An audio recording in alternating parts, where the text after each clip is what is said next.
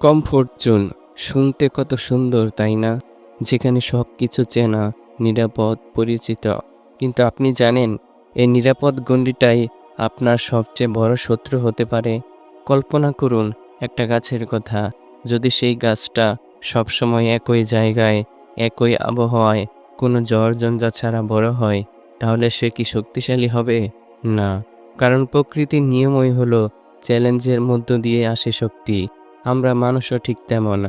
আজকে যারা সফল, তারা সবাই একদিন ভয় নিয়েই প্রথম পদক্ষেপ নিয়েছিলেন। চাকরি ছেড়ে ব্যবসা শুরু করেছেন, নতুন দেশে পাড়ি জমিয়েছেন, নতুন স্কিল শিখেছেন। প্রতিটা সিদ্ধান্তই ছিল অস্বস্তিকর, কিন্তু সেই অস্বস্তির জায়গাতেই লুকিয়ে থাকে আসল বৃদ্ধি। শুনুন, কমফোর্ট জোন থেকে বের হওয়া মানে পাগলের মতো ঝুঁকি নেওয়া নয়।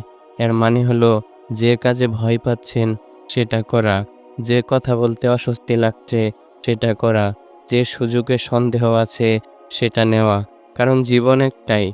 আপনি কি সত্যি নিরাপদ থেকে কিন্তু আফসোস নিয়ে বাঁচতে চান, নাকি চেষ্টা করে হার জিত মেনে নিয়ে পূর্ণতা নিয়ে বাঁচতে চান? মনে রাখবেন, যেদিন আপনি আপনার কমফোর্ট জোনের সীমানা ভাঙবেন, সেদিন থেকেই শুরু হবে আপনার আসল যাত্রা। সফলতা অপেক্ষা করছে ঠিক ভয়ের ওপাশে। তো আজই সিদ্ধান্ত নিন, আপনি কি আটকে থাকবেন নাকি এগিয়ে যাবেন? কমফোর্ট জোন ছাড়ুন, সফলতা আপনার জন্য অপেক্ষা করছে।